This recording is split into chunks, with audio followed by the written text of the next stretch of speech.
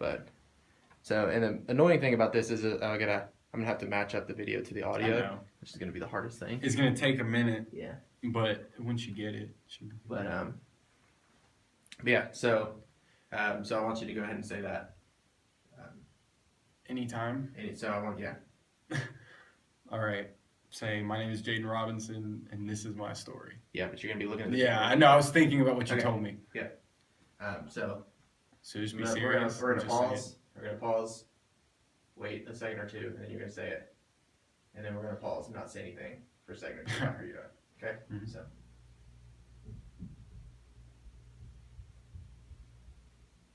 My name is Jadyn Robinson, and this is my story.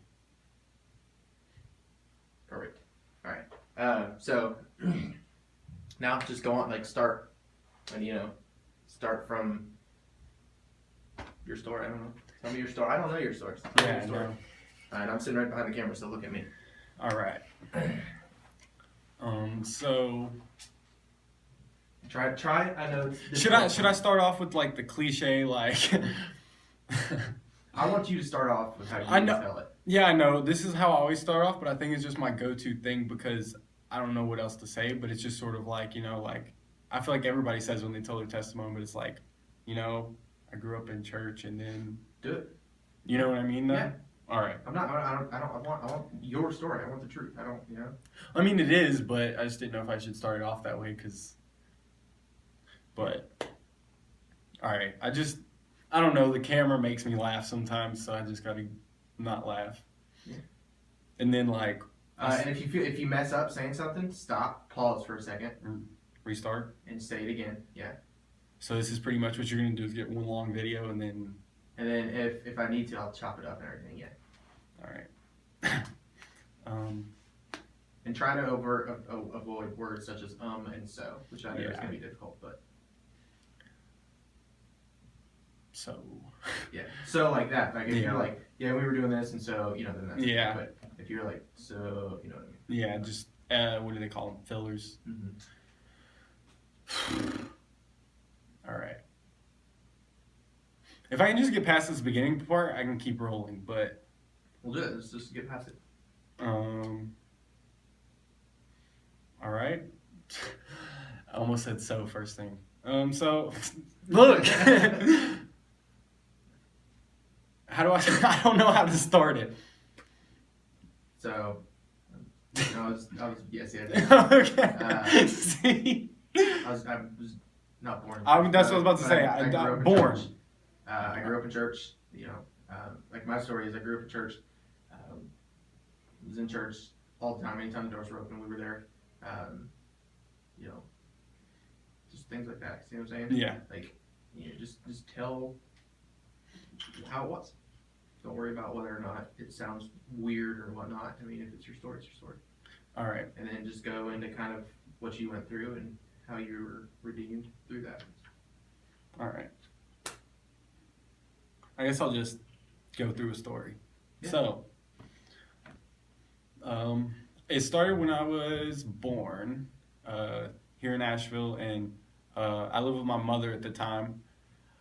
But she got a job. She was a bartender, and that life started to just really wear in on her. And me and my sister were pretty much living with my grandmother at the time because she was out so much. And it stayed that way till I was about 6 or 7 years old. And then after that period of time, I moved to Tennessee. And once we got over there, that's when things started really changing for me and my sister. She got married to who would be my stepfather, and in those things, he was already drinking, and he did other things. I didn't know what to say right there. He did drugs, but... You said he did drugs. Okay. So... Where do I restart back at? The beginning? No, just because he was drinking, he did drugs. All right. So. He was drinking and he did drugs, and my mother was already in that scene, and so that was a big influence in her life. And from there, that's when you really started seeing things go downhill. For me and my sister, we started watching the family life between them just sort of grow smaller and smaller. And it started getting more aggressive and those kinds of things. And eventually, they would, just get drunk and fight each other. And eventually, as time went on, those things poured on over to me and my sister. And around the time I was 10 years old, I had my little brother, Zeph, and I. We were living in South Carolina at the time, and he ended up having some problems when he was born, so we ended up coming back here. And after we came back here, I ended up living in the projects right up the road here from the church, and that just made the environment that we were living in just go downhill even more. And she had gotten onto worse addictions and worse drugs and more drinking. And after she had my little brother, she had my little sister about a year later.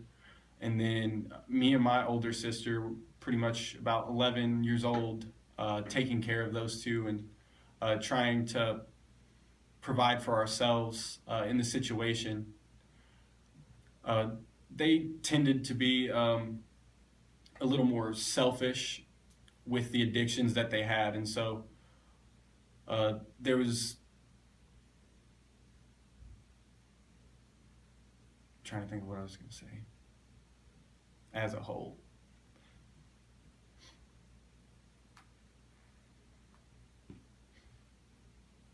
Because I started thinking about stuff, and then I got really hot, and then I was like, Really hot, yeah. yeah, I was just like, so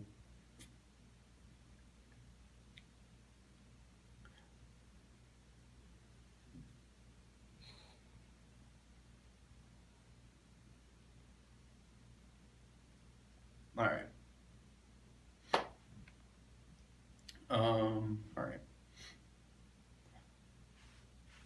So as her addictions had got worse, the living for me and my brothers and sisters got worse as well.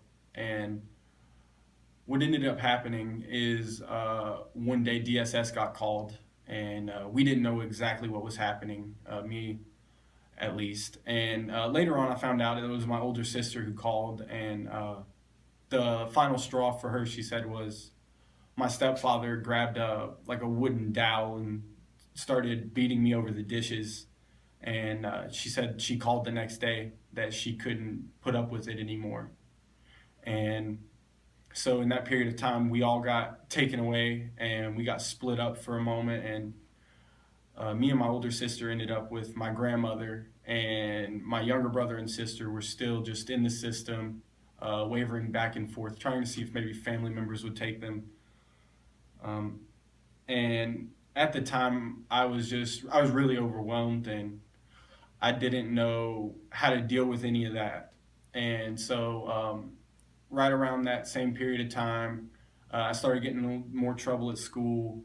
And I sort of started acting up. And within the next year or so, my grandfather, he actually ended up getting cancer. And he was diagnosed with cancer on 2 days before Thanksgiving, and he died 2 days before Christmas. In that period of time, I began to get in a lot of trouble, just partying, drugs, drinking, and those kinds of things. And I ended up getting kicked out of my high school and ended up with a few charges. And I got sent to my uncle's Christian school in West Virginia. It was in the middle of nowhere, about 50 miles away from the nearest gas station. And while I was there at first, I really went in with this really hardened heart, especially toward God, just thinking like, how could you let all of this happen to me? I grew up without my father around, and my stepfather treated me the way he did. And then he takes my grandfather away, and my whole family, and just everything that I'd ever known. And I was just bitter and reluctant, and I went with the heart of no change and said I was going to come back the same way, and that it wasn't going to do a thing to me. But I get there, and I have my struggles at first with my uncle, And the first few months were a little rough.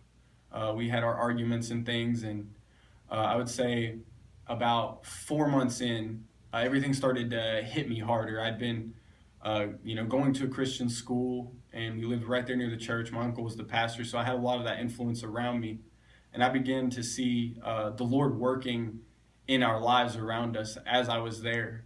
And he preached a sermon one night just about your boundaries and your convictions and those standards that we set. And that night, I would say I gave my life to the Lord and truly realized that it was about a relationship and not about the things we do. I'm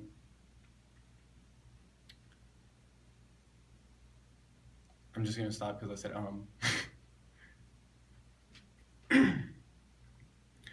as the months go by, I get back home, and my grandmother had told me that I would be able to go back to my old public school when I got back, and I wouldn't have to deal with the curriculum I was working with before. And when I got home, I tried to apply to the school, back to my old high school, and they wouldn't let me come back. So the decision that my grandmother had made for me was to go back to the same thing I was doing while I was in West Virginia, but to do it at home. And at the time, I was just being hard-headed and decided that it was too redundant and too hard to do it at home. So I decided that I wasn't going to complete that year of school. In the period of time that I had for about 2 months of, no school, not doing anything, I could really feel the Lord in my life and just pushing me to really do these things, and that I was being stubborn. But I began to go to the youth events more at church. And we went to Acquire the Fire one day, and I saw what's called Global Expeditions kiosk outside, and what it is it's short-term missions. And I decided to look at one of the books, and I picked it up and I went back, just went on about my day. And after we left the concert, my youth pastor was holding my stuff for me, and he decided to ask me, he saw it, and he decided to ask me, like, what is this? You looking at this, you thinking about it? And I was like, yeah, a little bit. And he told me just to pray about it and to come back to him about it the next Sunday. And so he asked me about it, and we spoke about it. I was looking at a few one-week trips and things, and the end result was I went to Zambia and South Africa for 2 months, and I would say that those were the most impactful 2 months of my life.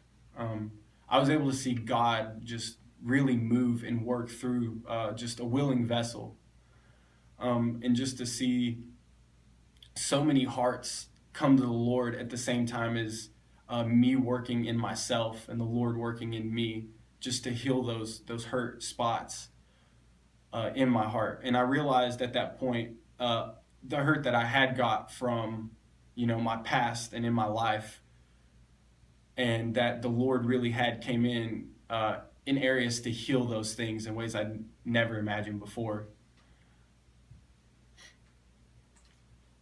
Now, how do I get from there to here? To, like, you know what I'm saying? Like, what do you mean? To, like, I just don't know how to go. So that was 2014. Okay. I did the mission trip, and I came back. And so that's where I left off.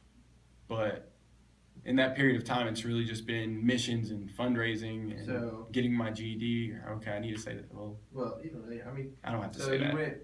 When I got back from my mission trip, during that period of time, that's when I really realized, like, dude, you got to go to school, So then, like, right after that, I went and got my GED in, like, 2 weeks. And, I was just 16 years old and didn't really know. So I would start with that, and so the next thing I would start with would be... And then from that point, when I got my GED, I started planning on going to Panama, and then I went to Panama. in January of 2015.